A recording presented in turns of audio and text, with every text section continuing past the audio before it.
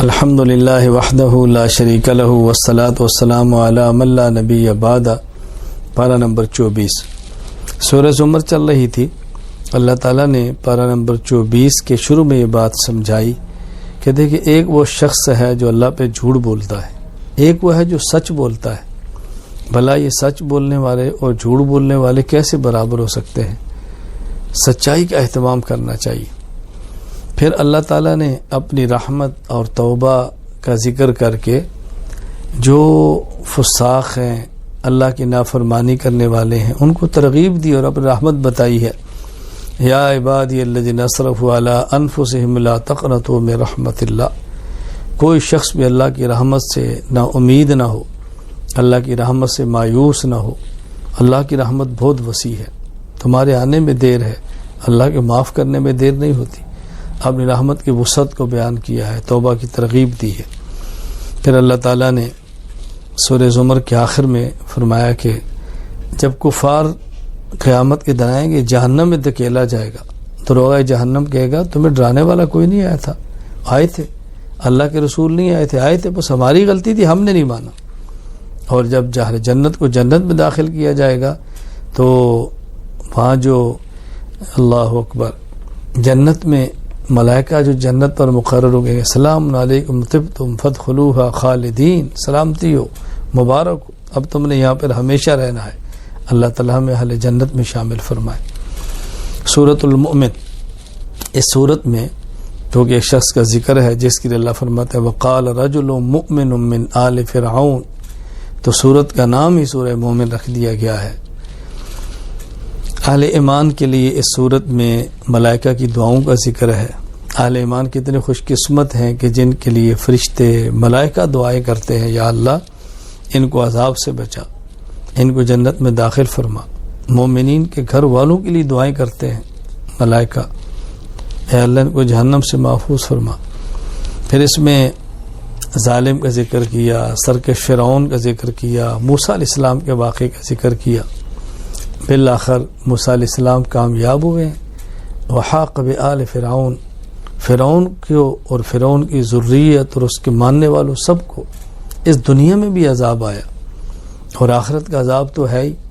ایک عذاب ہے جو قبر اور برزخ میں آتا ہے، اسے عرض نار کہتے ہیں۔ النار یعرضون علیہا غدوا، عرض نار، آگ پیش ہوتی ہے۔ اور ایک ہے قیامت کے بعد، اس میں جو جہنم کا عذاب کو اس کے دخول نار کہتے ہیں۔ وَيَوْمَ تَقُومُ السَّاعَةُ أَدْخِلُوا آلَ فِرْعَوْنَ، تو فرعونیوں کے عذاب کا ذکر فرمایا ہے۔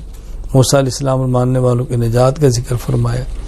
پھر یہاں اللہ تعالیٰ نے وعدہ کیا ہے کہ ہم اپنے نبیوں کی، ان پر ایمان لانے والوں کی مدد اور نصرت کرتے ہیں۔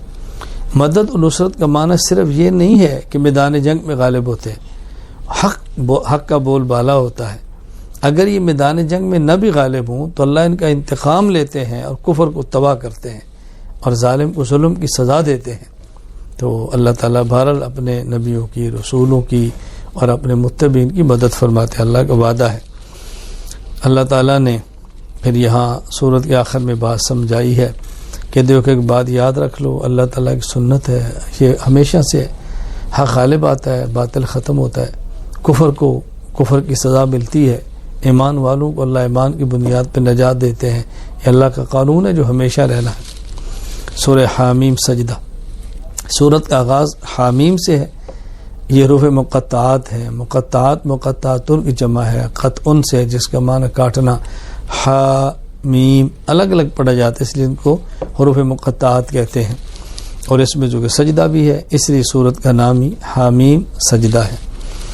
اللہ تعالیٰ نے اپنے پیغمبر سے فرمایا ہے کہ آپ اپنا تعارف کرائیں، آپ اپنی بات سمجھائیں کہ میں تم سے مطالبے نہیں کرتا، میں ایک بشر ہوں، انسان ہوں، تمہیں سمجھانے کے لیے آیا ہوں۔ نبی بشروں میں سے ایک بشر ہوتا ہے، انسانوں میں سے انسان ہوتا ہے، لیکن باکمال انسان ہوتا ہے، بشر اکمل ہوتا ہے، انسان کامل ہوتا ہے۔ اللہ تعالیٰ اس کو نبوت کا تاج پہنا کر لوگوں کی طرف بھیجتے ہیں۔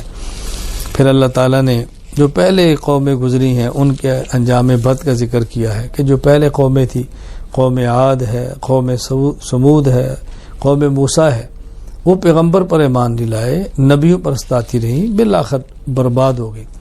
اور اگر تم ایسے کرو گے تو تم بھی ہلاک اور برباد ہوگے۔ تمہارے ساتھ بھی یہ معاملہ ہوگا.